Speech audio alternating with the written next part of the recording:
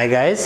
सो आज हम बात कर रहे हैं एक चैप्टर की जिसको मैं बोलता हूँ इफ़ कंडीशनल्स या इफ़ राइट। अब जितने लोगों ने टेंसेस कर लिया है मेरे वीडियोस में वो इसको देख सकते हैं, जितने ने नहीं किया है वो भी इसको देख सकते हैं, बट फिर आपको ये चीज़ें याद रखनी पड़ेंगी क्योंकि ये जो है ये थोड़े से हमारे टेंसेस के रूल्स को चैलेंज करता है। प्लस इसके जो क्वेश्चंस हैं हर पेपर में आपको 2 या 3 क्वेश्चंस तो मिल ही जाते हैं, 1 2 3 1 2, तो ये बहुत ज़्यादा रिपीटेड क्वेश्चन है।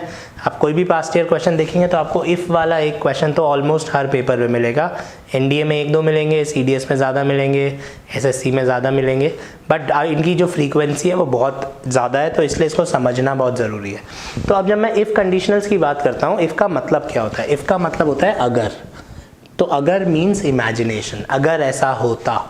तो अब अगर इफ़ कंडीशनल मीन्स अगर मैं इमेजिनरी चीज़ों की बात कर रहा हूँ, if I am talking about imagination, तो इफ़ के साथ कुछ स्पेसिफिक चीज़ें आती है। अब बहुत सारे लोगों को पता होता है कि इफ़ के साथ हमेशा वर लगता है। अब ऐसा भी नहीं है कि इफ़ के साथ हमेशा वर लगता है, राइट। सो हमारे को समझ लेना है, तो we would need to learn 3 conditions. पहली कंडीशन क्या है?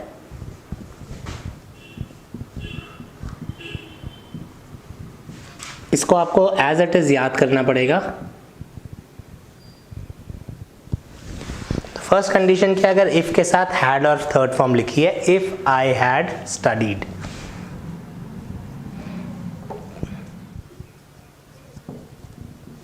तो नेक्स्ट कंडीशन में would have plus third form आएगी।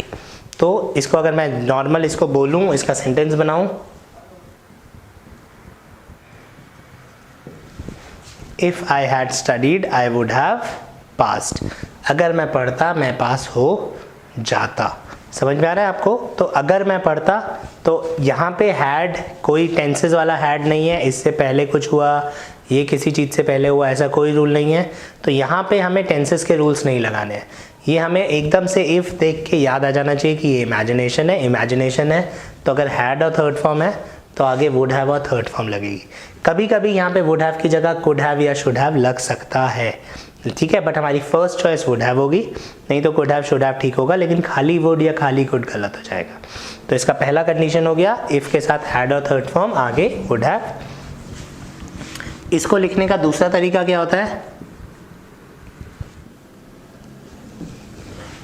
Had I studied I would have passed. तो ये दोनों का मीनिंग बिल्कुल सेम है। अब एग्जामिनर आपको या तो इफ दे सकता है या हैड से सेंटेंस शुरू कर सकता है। दोनों केसेस में अगर ये इमेजिनेशन है तो आगे क्या आएगा? वुड हैव आएगा। तो अगर मैं पढ़ता मैं पास हो जाता। थर्ड इसमें कंडीशन आएगी, थर्ड तरीके का सेंटेंस आएगा,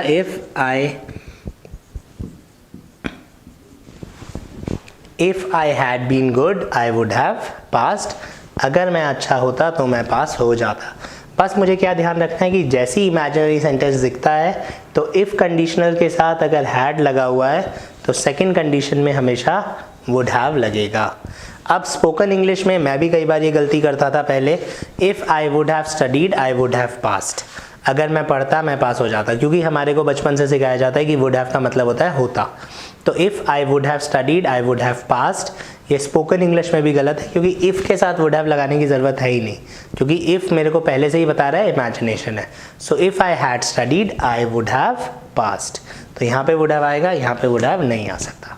दिस इज कंडीशन 1, राइट। एक बार इसको कॉपी कर लीजिएगा, इंपॉर्टेंट है बहुत। अभी हम पास्ट ईयर्स क्वेश्चंस करेंगे एकदम इसके बाद, तब आपको थोड़ा समझ में आएगा।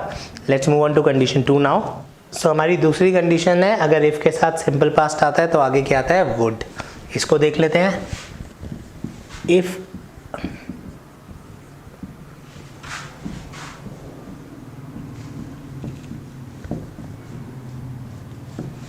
तो अब अगर आप उससे देखेंगे तो क्या फ़र्क है, क्योंकि यहाँ पे हैड स्टडीड नहीं है तो यहाँ पे वुड हैव नहीं आया। If I studied I would पास, अगर मैं पढ़ता तो मैं पास होता। हिंदी ऑलमोस्ट सेम है, हिंदी में हमें पढ़ना भी नहीं है चक्कर में। मुझे क्या ध्यान रखना है, इफ़ के साथ अगर हैड कंडीशनल होगा, ये कंडीशनल्स हैं इसीलिए इनको कंडीशनल बोला जाता है, इसलिए हमको ये याद रखने पड़ेंगे। इफ़ के साथ अगर हैड और थर्ड फॉर्म होगी तो आगे क्या आएगा? Would have. इफ़ के साथ अगर सिंपल पास्ट होगा तो आगे क्या आएगा? वुड या फिर कुड और should, right, but ideally would आता है। तो if I studied I would pass. Now ये सेकंड वाला सेंटेंस इंपॉर्टेंट हो जाता है हमारे लिए, if I had a book I would पास। अब क्योंकि मैंने यहाँ पे हैड लगाया, बहुत सारे बच्चे वुड हैव लगा देते हैं, बट यहाँ पे वुड हैव क्यों नहीं आएगा, क्योंकि आगे थर्ड फॉर्म नहीं है। यहाँ पे हैड का मतलब है पास, अगर मेरे पास किताब होती मैं पास हो जाता। सो if I had a book I would pass, right. इसी तरह से हमारा जो थर्ड सेंटेंस है वो है if I were good. Again this is something जो हम सबको पता भी होता है शायद, और नहीं तो पता होना चाहिए। अगर हम इमेजिनेशन की बात कर रहे हैं तो आई के साथ हमेशा क्या लगेगा, वर लगेगा, वॉज नहीं लग सकता। तो if I am talking about imagination, I के साथ वॉज। अगर मैं नॉर्मल बात कर रहा हूँ, इमेजिनेशन की बात नहीं कर रहा हूँ, तो वर। सो अगर मैं अच्छा होता मैं पास हो जाता। और इसको लिखने का दूसरा तरीका क्या है, वर आई गुड आई वुड पास। अगर मैं अच्छा होता मैं पास हो जाता। तो ये हो गई हमारी सेकंड कंडीशनल, सिंपल पास्ट वाली। अगर सिंपल पास्ट के सेंटेंस होंगे तो कंडीशनल होगा वुड, ठीक है। तो हमारे को फिर वुड लिखना पड़ेगा, वहाँ पे हम कुड या शुड नहीं लिख सकते। तो this is our second condition. अब जो हमारी थर्ड कंडीशन होती है, इसको आप कंडीशनल की जगह टेंसेज में भी याद रख सकते हैं। अगर आपने हमारे फ्यूचर टेंस देखे होंगे तो हम लोगों ने बात करी थी कि दो विल कभी साथ में नहीं आते। अगर दो विल आते हैं तो एक विल हमेशा गलत होता है। और कौन सा विल गलत होता है, कंजंक्शन के बाद वाला। यहाँ पे if is working as conjunction, so if के बाद मैं सिंपल प्रेजेंट लगाऊंगा, आगे विल लगाऊंगा, क्योंकि दो विल्स हम साथ में नहीं लगा सकते। तो अगर मैं पढ़ूंगा मैं पास हो जाऊंगा, if I study I will pass. या विल की जगह मैं will, shall, can, may, might, सारे प्रेजेंट के हेल्पिंग वर्ब्स लगा सकता हूँ, राइट। ओह सॉरी, फ्यूचर के। So if I study I will pass, अगर मैं पढ़ूंगा तो मैं पास हो जाऊंगा। So these are the three conditions जो हमारे को याद रखनी है। आप कोई भी पेपर उठा के देखिए, 99% उसमें आपको मिनिमम एक क्वेश्चन तो इसका मिलेगा ही मिलेगा। चाहे वो SSC हो, चाहे वो NDA हो, चाहे वो CGL हो, चाहे वो CDS हो, you will at least find one question of if conditionals in every question paper. अब वो फिल इन द ब्लैंक्स में आता है, स्पॉटिंग एरर्स में आता है, वो आगे की बात है, बट एक क्वेश्चन ज़रूर होता है। So let's try and do a couple of questions first, then we will move ahead. So guys, ये मैंने 3 NDA के पास्ट ईयर क्वेश्चंस लिखे हैं अभी। सो एक बार बात कर रहे हैं तो हमें ये 3 कंडीशंस याद रखनी है सबसे पहले। अब मैं पहला क्वेश्चन देखता हूँ, इफ़ आई हैड नोन। तो जैसे ही मुझे हैड नोन मिला, मुझे आगे देखने में क्या आना चाहिए, वुड हैव। आगे क्या रखा है, विल हैव। तो क्वेश्चन तो यहाँ पे गलत है, या तो हैड नोन गलत है या विल हैव गलत है। अब हमको एक बात समझ लेनी है कि इफ़ वाली कंडीशन के हिसाब से दूसरी कंडीशन गलत या सही होती है। आगे पीछे कहीं भी लिखा हो फ़र्क नहीं पड़ता। तो ये वाली कंडीशन मैं सही मानूंगा, इसके हिसाब से मैं चेक करूंगा, तो ये विल की जगह वुड आना चाहिए था। तो विल गलत हो गया बिकॉज ये फर्स्ट कंडीशन का क्वेश्चन हो गया, हैड के साथ थर्ड फॉर्म आगे वुड हैव। सेकेंड क्वेश्चन की बात करते हैं,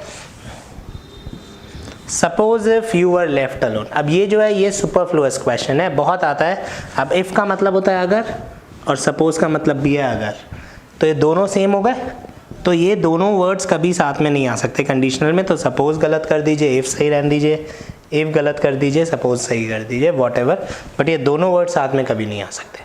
तो सपोज इफ़ हमेशा गलत होता है और ये एग्जाम में आपको बहुत मिलेगा। थर्ड क्वेश्चन पे आते हैं, if you will work hard.